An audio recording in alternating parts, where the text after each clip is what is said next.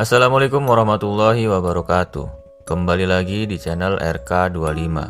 Pada kesempatan kali ini saya akan menceritakan sebuah kisah horor hasil karya dari Kalista dengan judul Ada Apa Dengan Desaku.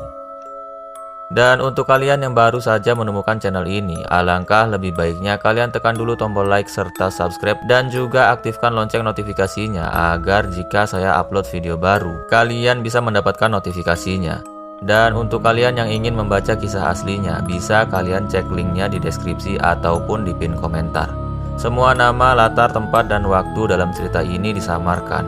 Jadi mohon maaf jika ada kesamaan. Tidak usah berlama-lama lagi, dan inilah kisahnya.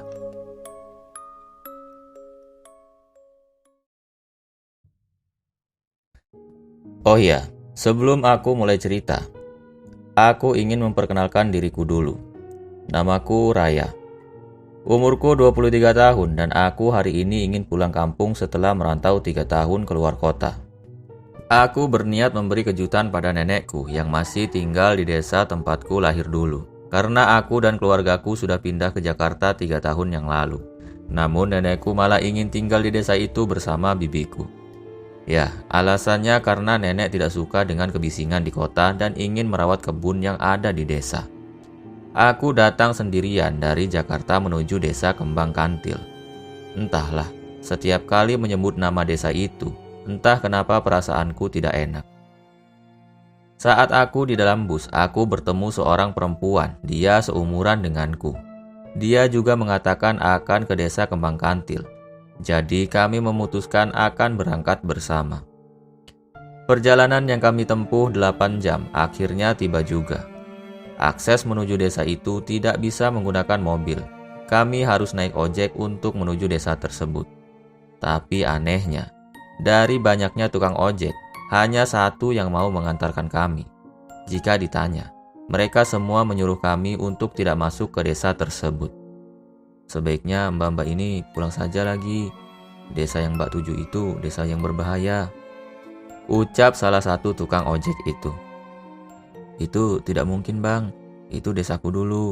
Bagaimana mungkin desa itu berbahaya jika aku juga lama dulu tinggal di sana, ucapku pada mereka. Ya udah, terserah Neng aja. Kalau memang masih nekat masuk desa itu, kalian minta antar sama Bejo aja, karena hanya dia yang berani masuk ke desa tersebut, sambung tukang ojek itu lagi. Terima kasih atas informasinya bang, ucapku dan dibalas anggukan dari mereka semua. Oh iya, siapa namamu? Sepanjang jalan tadi kau hanya diam dan tidak berbicara, tanyaku pada wanita yang aku temui di bus tadi. Kini kami berjalan menuju orang yang bernama Bejo.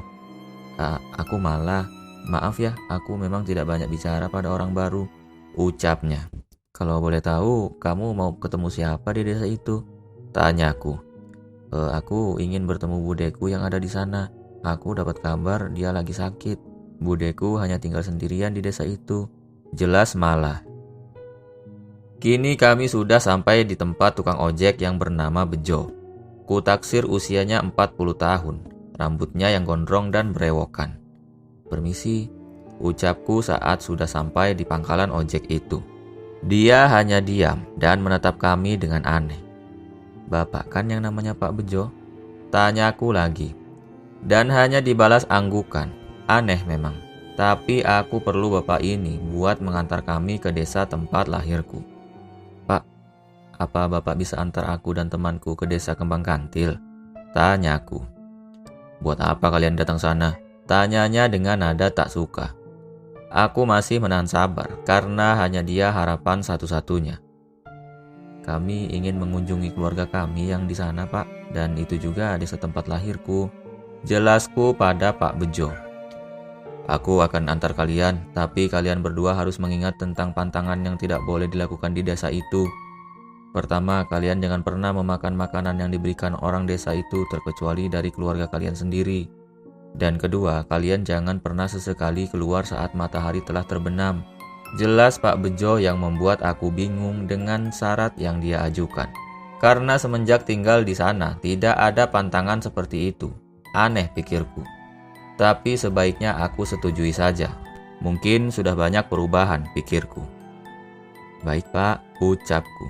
Kami pun terpaksa bonceng 3 karena hanya Pak Bejo yang mau mengantar aku dan Mala ke desa itu.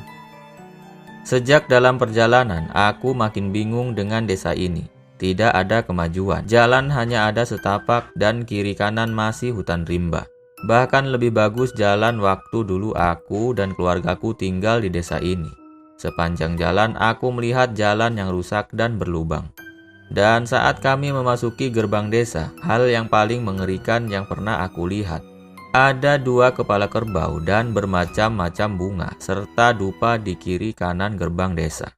Ada apa dengan desaku ini? Begitu banyak perubahan, dan saat kami memasuki desaku itu, pemandangan yang membuat aku merasa ngeri, karena setiap rumah yang kami lewati seperti rumah terbengkalai. Neng, saya hanya bisa antar kalian sampai di gerbang sini saja. Seterusnya kalian akan jalan kaki, dan ingat pesan saya tadi, jika ingin baik-baik saja. Ucap Bang Bejo pada kami. Baik Bang, berapa ongkosnya? Tanyaku kepada Bang Bejo. Tidak perlu bayar, cukup kalian keluar dari sini dengan selamat, sudah cukup untukku, balas Bang Bejo lagi. Aneh, tapi aku juga merasa ada yang aneh dengan desa kelahiranku ini. Bukan tambah maju, malah seperti desa mati, batinku. Ya sudah, terima kasih Bang, ucapku, kemudian dia pamit dan pergi. Aku dan Mala berjalan memasuki gerbang desa Kembang Kantil. Baru masuk saja, hawanya sudah tidak enak terasa. Aku heran dengan Mala. Dari tadi betah banget dia diam saja hingga mengundang kebosanan tiada tara. Mal, lo gak lagi puasa diem kan? Seharusnya dalam keadaan seperti ini, lo itu ajak gua bicara kek. Ini hanya diam saja. Omelku pada teman baruku ini. Sorry Rai, aku gak suka dengan hawa desa ini. Panas dingin campur jadi satu. Tapi yang paling menonjol adalah rumah warga desa ini. Sebagian rumahnya seperti biasa, rapi dan bersih. Dan sebagian rumahnya kayak gak keurus, seperti terbengkalai. Dan coba lo perhatiin, kenapa semua warganya kulitnya pucat? Jelas Mala. Ternyata dia dari tadi memperhatikan desa ini. Iya juga ya. Tapi ngomong-ngomong, rumah Budelo yang mana? Tanyaku kepadanya. Aku juga gak tahu. Gimana kalau aku ke rumah nenek kamu dulu, baru nanti ke rumah budeku, saran Mala. Oke, gak masalah, ucapku kepadanya. Mala ini adalah perempuan pendiam, rambutnya lurus dan dia memakai kacamata. Kulit Mala putih dan hidungnya mancung, sempurna. Jika dia melepaskan kacamatanya, pasti cantik banget, batinku. Tak beberapa lama akhirnya aku sampai di depan rumah nenekku. Rumah yang masih gaya zaman dulu, rumah panggung. Tapi kenapa rumah nenek kok sepi banget? Aku pun mendekati pintu rumah dan mengucapkan salam. Assalamualaikum. Nek, ini Raya pulang Nek. Ucapku agak keras, tapi tidak ada yang membukakan pintu rumah. Kemana semua orang? Aku terus mengetuk pintu hingga seseorang yang aku kenali datang menghampiriku. Kamu Raya bukan? Cucunya Nenek Marni? Tanyanya. Dia adalah tetangga samping rumah nenekku. Iya Bi, nenek kemana ya Bi? Tanyaku balik. Nenek Marni ada di dalam. Nenek Marni sudah lama sakit, hanya bisa duduk saja sekarang. Jelas tetanggaku itu. Makasih ya Bi atas infonya. Kalau bibiku di mana ya Bi? Kok nggak kelihatan? Tanyaku lagi. Kalau si Sri, dia biasanya di kebun, jawabnya. Kemudian dia pamit undur diri dan meninggalkan aku dan Mala. Aku pun mengajak Mala masuk ke rumah nenek yang ternyata tidak dikunci. Sebelum melangkah masuk, aku tersentak dengan perkataan Mala yang aneh kurasa. Untung dia manusia, ucapnya pelan namun masih mampu kudengar. Maksudnya Mel? Tanyaku. Ayo kita masuk dulu, nanti aku jelaskan di dalam, ujarnya. Aku dan Mala pun langsung masuk ke dalam rumah nenekku. Di sana ada 2 kamar. Aku memeriksa setiap kamar untuk mencari di mana nenekku tidur. Nek, panggilku. Namun tidak ada jawaban. Setelah memeriksa kamar depan, aku pun langsung melangkah ke kamar belakang, sebab aku tak menemui keberadaan nenekku di sana. Tiba di kamar belakang, aku mencoba memanggil nenekku lagi. Namun kali ini nenekku sendiri yang keluar dari kamar. "Nek, nenek," panggilku lagi. "Ada apa toh Raya? Dari tadi berisik saja. Lagi pula kamu kenapa harus pulang?" sentaknya. Aku tak pernah melihat nenekku seperti ini. Biasanya dia lemah lembut, tak pernah meninggikan suaranya walaupun aku melakukan kesalahan. "Kenapa nenek bilang begitu?" tanyaku dengan suara serak karena menahan tangis atas perkataan nenekku tadi. Aku mendongakkan kepalaku melihat nenekku masih berdiri di situ. Tapi kata tetanggaku tadi, nenek tidak bisa berdiri lagi. Terus ini kenapa bisa? Batinku berkecamuk dengan apa yang sedang kulihat. Nenekku berdiri di depan pintu kamarnya, tapi wajahnya pucat. Dan perlahan darah keluar dari kepalanya begitu banyak. Aku tercengang dengan apa yang sedang aku saksikan. Ingin rasanya teriak dan berlari, namun badanku seperti beku saat ini. Perlahan kepala nenekku patah dan darahnya mengucur keluar hingga mengenai wajahku. Kepala nenek menggelinding di bawah kakiku dan dia menyeringai dengan wajah yang penuh darah. "Kalian sudah datang, maka tak akan bisa keluar," ucap kepala nenekku yang kini masih di bawah kakiku. Sebuah tangan memegang bahuku, rasanya ingin pingsan namun kenapa nggak bisa. Air mataku terus saja mengalir. Baru datang ke desa ini lagi, kenapa aku rasanya seperti masuk ke desa lembut saja. "Raya," panggil Mala dan seketika tubuhku yang kaku kembali normal. Mala, lo dari mana aja? Lihat Mal, nenekku kepalanya patah," ucapku panik. "Ah, lo kenapa Raya? Aku yang harusnya bertanya, kenapa lo dari tadi berdiri saja di sini? Kenapa nggak masuk ke kamar nenek lo?" tanyanya bikin aku bingung. Lalu aku melihat ke bawah kakiku, memang betul tidak ada apa-apa. 3 tahun aku dan keluargaku meninggalkan desa kelahiranku ini. Tak kusangka sekembalinya aku kemari, begitu banyak kejutan yang aku terima. Bukan kejutan yang indah, melainkan hal-hal yang di luar nalar. Ibuku pernah bercerita kalau kita itu hidup berdampingan dengan jin. Tapi tak pernah kusangka langsung didatangi saat masuk desa sendiri. Ini bukan desa orang, makanya agak aneh jika aku merasa tidak kenal. Aku mencoba membuka perlahan pintu kamar nenekku. Dan kulihat nenekku tengah terbaring di situ. Matanya terpejam dan nenek tidur terlentang. "Terus, jika nenek di sini, yang kepalanya terpenggal tadi siapa?" tanyaku pada Mala yang setia berdiri di sampingku. "Mungkin penunggu desa ini, Rai," jawab Mala enteng. Aku mendekati nenekku yang tidur di ranjang sembari memanggilnya. Nenek, ini Raya, Nek," panggilku. Mata nenek perlahan terbuka dan kulihat senyum manis yang dulu sangat kurindukan akhirnya kulihat juga hari ini. "Raya, kapan kamu pulang, Nak?" tanya nenekku dengan suara yang lembut menyentuh hatiku. "Udah beberapa jam, Nek. Nenek sakit kok nggak kasih kabar ke kami. Kan aku bisa bawa nenek berobat di kota. Dan selama di sana nenek bahkan nggak pernah kasih kabar," omelku sembari terisak. Melihat kondisi nenekku yang begitu kurus dan keriput karena dimakan usia dan sakit. Datang itu ucap salam bukan ngomel. Anak ini tak pernah berubah. Nenek tidak apa-apa, wajar nenek sakit, kan udah tua, ucap nenekku sembari mengelus rambutku. "Itu siapa? Kenapa nggak dikenalkan sama nenek?" ucap nenekku menunjuk ke arah Mala yang ada di belakangku. "Iya, aku sampai lupa. Ini Mala temanku. Dia juga kemari untuk menjenguk budenya yang sedang sakit," jelasku pada nenek. "Siapa nama budemu, Nak?" tanya nenekku pada Mala. "Nuraini, Nek," sahut Mala. Nur itu rumahnya yang dekat dengan pohon beringin. Kalau kalian tidak tahu, nanti Sri aku suruh antar kalian ke sana," jelas nenekku. "Sekarang kalian berdua istirahat saja dulu.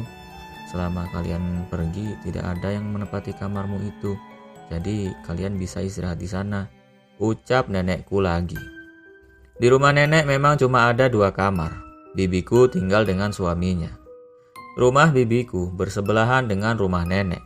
Dan aku tinggal bersama nenek dari dulu. Karena rumahku hanya ada 1 kamar. Dan sekarang sudah menjadi tempat gudang padi. Makanya aku langsung ke rumah nenek. Karena rumahku dulu sudah tidak ada lagi. Ayo Mala, ajakku. Aku dan Mala pun berjalan ke depan. Dan saat aku sampai ke kamar depan, terdengar suara seperti orang yang lagi makan di dapur. Tapi siapa? Karena rasa penasaranku, aku pun pergi ke dapur. Mungkin itu Bik Sri, pikirku. Perlahan-lahan aku menyimbak tirai dapur sedikit karena niat cuma ingin ngintip. Kulihat seorang sedang duduk membelakangi. Rambutnya panjang dan dia memakai baju warna putih. Suara makannya sama seperti hewan. Terdengar suara decapan dan aku melihat banyak noda darah jatuh di bawah meja. Rasa takut mengerayapi hatiku, tapi rasa penasaranku lebih besar lagi. Perlahan-lahan ku coba mendekati wanita itu. Kenapa aku yakin dia seorang wanita? Karena rambutnya panjang sampai menyapu ke lantai. Dan mana ada lelaki rambutnya sepanjang itu. Perlahan-lahan aku mendekati wanita itu, tapi semakin dekat bau bangkai busuk semakin menusuk hidungku. Pikiran negatif sudah memasuki kepalaku. Tapi demi rasa penasaranku, ku tepis semua kemungkinan yang ada. Dan ku coba meraih pundaknya. Dan aneh, betapa dinginnya tubuh orang ini. Ku telan ludahku secara kasar. Jantungku rasanya seakan mau keluar saat ini. Dan tiba-tiba dia menoleh dan menyeringai seketika. Aku pun berteriak dengan tidak karuan. Dan aku lari sekencang mungkin dari dapur dan keluar rumah. Raya, ada apa? Tanya Mala dari depan pintu rumah. Dia perlahan-lahan datang menghampiriku. Ada apa Raya? Tanyanya lagi. Aku lihat kuntilanak Mel.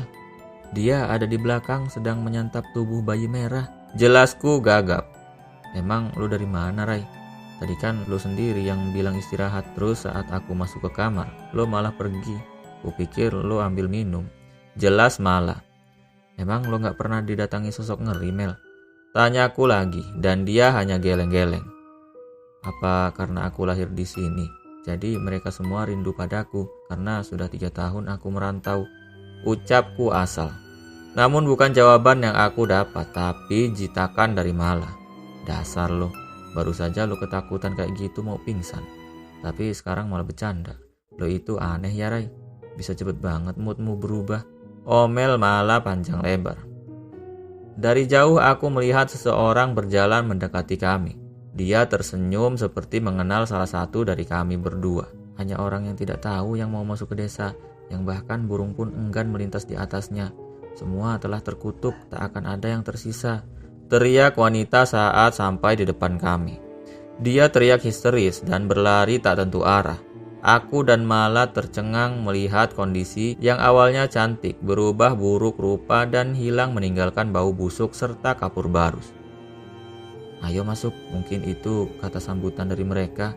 Ucap Mala datar dan membuat bulu kuduku berdiri. Ada apa dengan desa ini?